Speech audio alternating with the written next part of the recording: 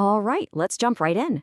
Today, we're going to be looking at something pretty fascinating, a linguistic deep dive into the Quran. We're exploring a source that makes a really bold claim that this 1400-year-old text might just hold some surprisingly specific clues about the shape of our planet. So that leads us to this huge question, right? Could a text from 1400 years ago really describe our planet with, well, modern scientific accuracy? That's the core idea from the source we're digging into. And to figure it out, we're going to follow 3 specific linguistic clues it lays out for us. Okay, so our first clue, it all comes down to one single really powerful word. A verb, actually. It's used to describe how day and night interact, and according to the source we're looking at, this word is a major piece of the puzzle. All right, here's the verse itself from chapter 39. It says, "He wraps the night around the day and wraps the day around the night." Now notice that word wraps. It's not just that one replaces the other. They wrap around each other. But the real magic, the source argues, is in the original Arabic word used for wraps. And that word is yukawer. Now what's so special about it? Well, according to this analysis, its root, kwr, literally means ball. And get this, in classical Arabic, this was the exact word you'd use to describe wrapping a turban around someone's head. You know, a spherical object. It's a pretty powerful analogy when you think about it. So here's the crucial point the source makes. This whole idea of wrapping, it really only works if you're talking about a globe, right? I mean, think about it. On a flat Earth, day and night would just spread out in a straight line. But on a sphere, it's a totally different story. It's this continuous, rolling process, literally wrapping light and darkness around a ball. And you know, this isn't some new, modern idea. The source points out that this line of thinking goes way back. We're talking about classical Islamic scholars like Abul Hussein ibn Munada back in the 10th century. He apparently used this exact same linguistic argument to say, hey, there's a consensus among scholars, the Earth is like a ball. Okay, let's move on to clue number 2. This time, we're shifting gears a little bit from a physical action to a specific geometric property. And it all hinges on another very specific Arabic word, aktar. So here's the verse. It's basically a challenge to see if anyone can pass beyond the aktar of the heavens and the earth. Now, a lot of translations will say regions or zones, but the source we're looking at really zeroes in on a more direct translation, diameters. So, why does that matter? And why is the plural form diameters so significant? Well, aktar is the plural of qutr, which means diameter. And the argument here is pretty simple. A flat 2D shape doesn't really have multiple diameters in the same way a 3D sphere does. So using the plural diameters is seen as a direct nod to a 3-dimensional spherical object.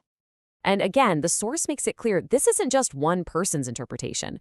You can see here that multiple translators, people like Muhammad Sarwar, Safi Kaskas, they've all translated this verse using language that points directly to either diameters or a spherical shape.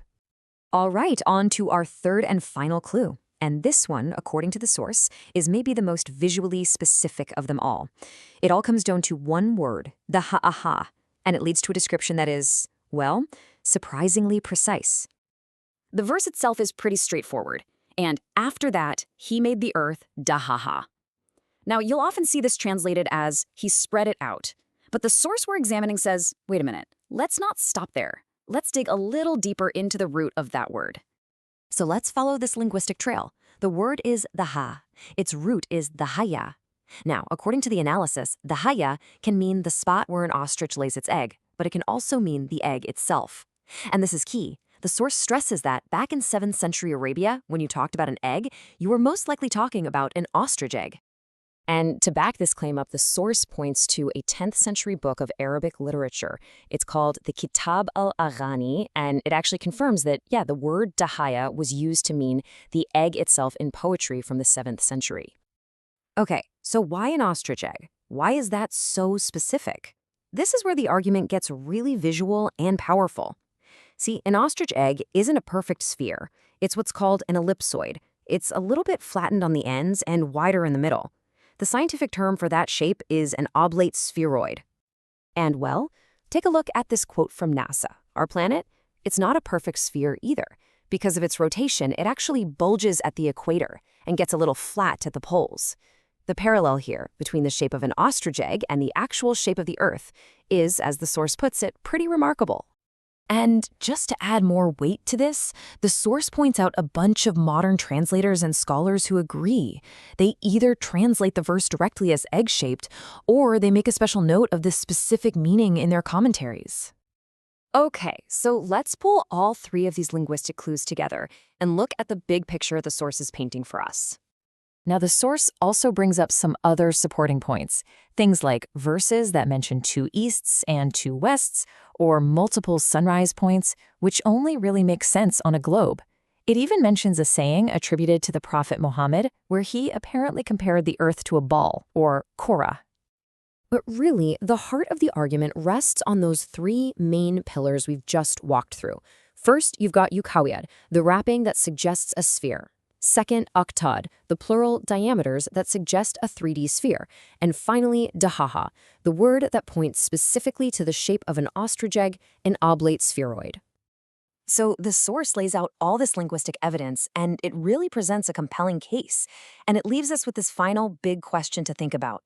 What does it mean when the very specific, intricate language from an ancient text seems to line up so closely with what modern science has discovered?